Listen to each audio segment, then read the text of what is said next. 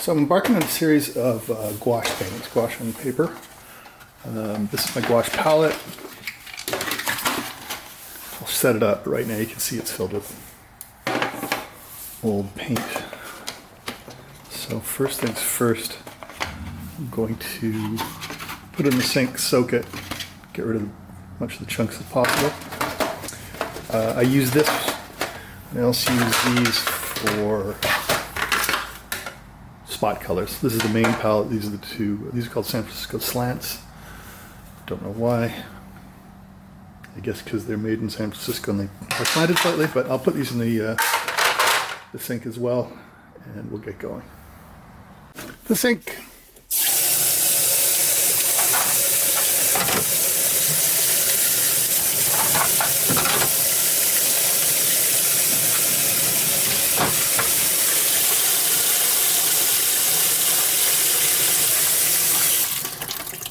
We'll let that sit for a bit. That doesn't need it.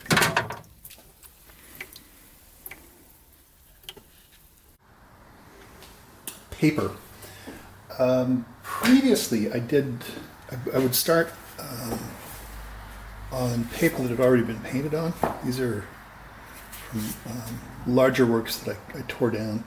And there's a lot to be said for starting on something that's already got something on it. But in this case, I want a blank slate, tabula rasa. This is BFK lightweight. It's a beautiful paper. Let's see. It's the watermark there. Yeah, just wonderful paper. I was thinking about using Fabriano hot press, but not feeling it. I'll use it for something else. I've got a series of ink drawings that I'm interested in. This would be the good paper for that. Since I've already got some pre-torn paper, I'm going to use this instead. This is buff, the color. You can also get it in white.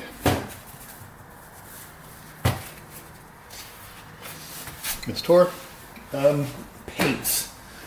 I have a ridiculous amount of gouache. And these are the varieties. This is my Mary. It's the sort of leading Italian paint manufacturer. I got onto them when I was living in Rome. Winsor Newton, of course, probably best known in the States, Canada, and the UK. Holbein as well, Japanese manufacturer, just fantastic stuff. I also have this brand, it's called Magic Fly. Chinese, I think okay, but I'll probably use these for experiments and the stuff for more sustained work. I do use watercolor pencils. These are Caran d'Ache, and watercolor crayons. Again, these are Caran d'Ache. Trying not to use too many of them this time. And then Schminke for watercolors itself. The difference between, say, pan watercolors, you can't really get pan gouache, for instance, but you can get pan watercolors versus tube watercolors. And while tube coat watercolors are great, I'm really interested in focusing on the gouache aspect of it because it's opaque as opposed to transparent. So I can use this as needed. Again, I have a tendency to buy too many paints and too much paper. Lastly, it's gonna be brushes. I have a series of watercolor brushes. Goes from a mop. This was from a great aunt of mine, and it must be easily 80 years old. This is my go-to. It's Kolinsky Sable. It's a bit worn down over the years, but that's actually quite nice. I have another one from my great aunt that is similarly worn down, but it's a nice point nonetheless. I have some flats. I have a variety of other mops as well. So I'll be using all of these as I see fit. Let's see how these are doing.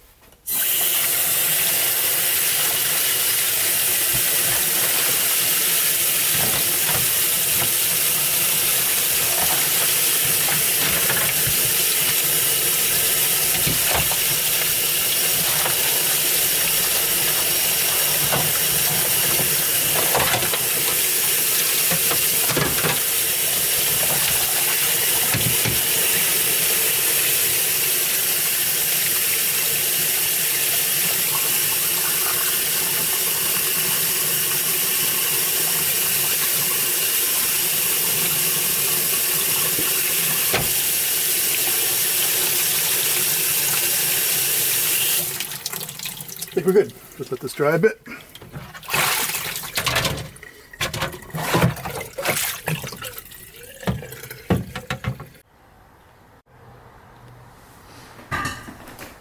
Right, basically washed.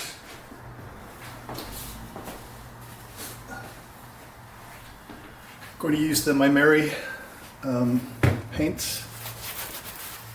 My goal over the next year is to not buy any more paints, but to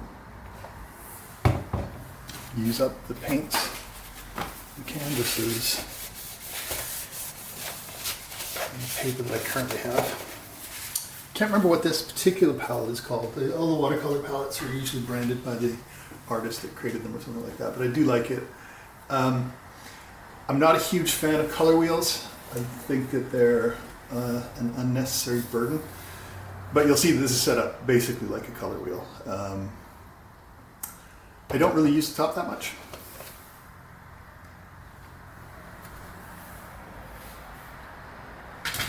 I'll be doing another video on color mixing specifically. But one thing I want you to keep in mind is that, so there's a book called Blue and Yellow Do Not Make Green.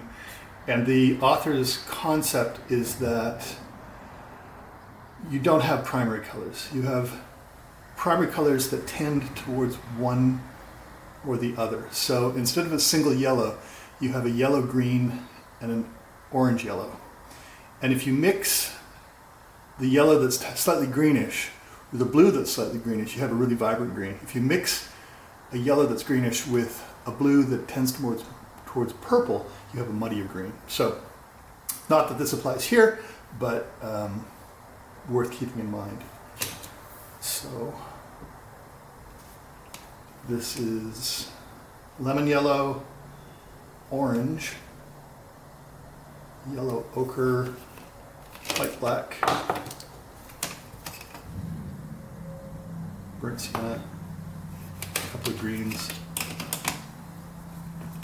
So we're down on the reds and the yellows. Blues are okay, so I'm going to start with the blues. Ultramarine blue.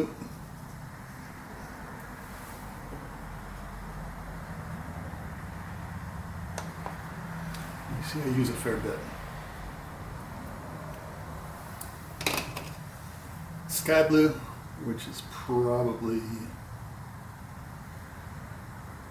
cerulean. Here.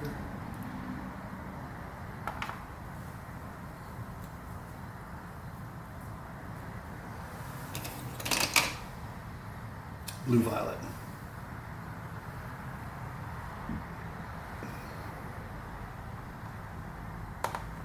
Yeah, that's violet, all right.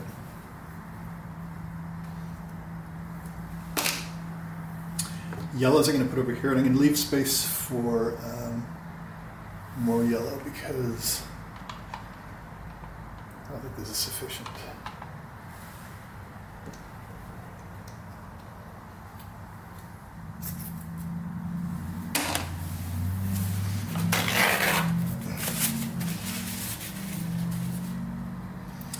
This was yellow ochre previously.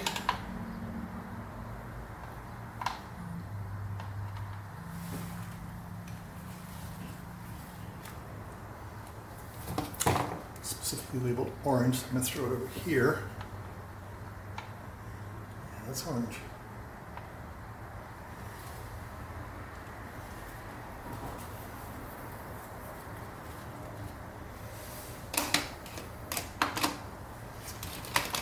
One's here.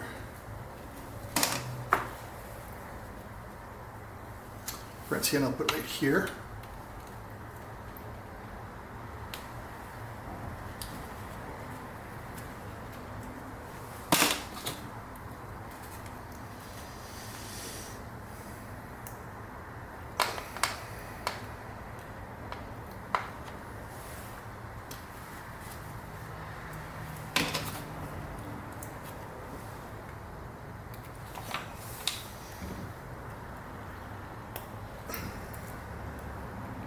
Another reason I use up all my colors is because they're drying out, it's particularly black and white.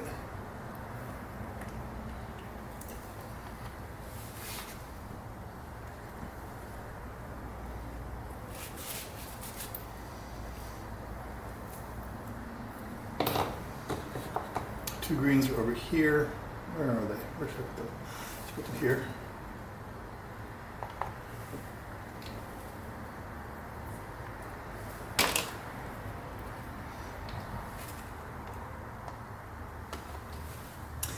Now, sort of an extravagant amount of paint being used, but it's kind of like, you know, committing to the bit, burning the boats. I have to do this every day or the paints will dry out. Now, certain things I do to ensure that the paints don't dry out prematurely. One is, once I get it all set up, I give it a mist just to add some moisture into the palette. The other thing I do is I get a paper towel and give it a good soaking and put that in the middle.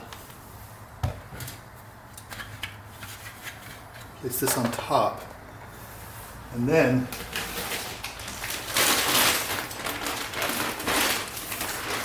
get a plastic bag. This is, I live in the States, this is a Ziploc. It's for clothes, that kind of thing. So then this goes in here, and that ensures that the paint stays wet. Didn't fold up great, but you get the idea. So that's me set up. I will be doing gouache, watercolor type stuff daily, and hope to post daily as well. Thanks for watching. If you have any questions, please put them in the chat below. It would help if you subscribe to the channel if you find it of interest. And if you like this video, please click like. See you next time.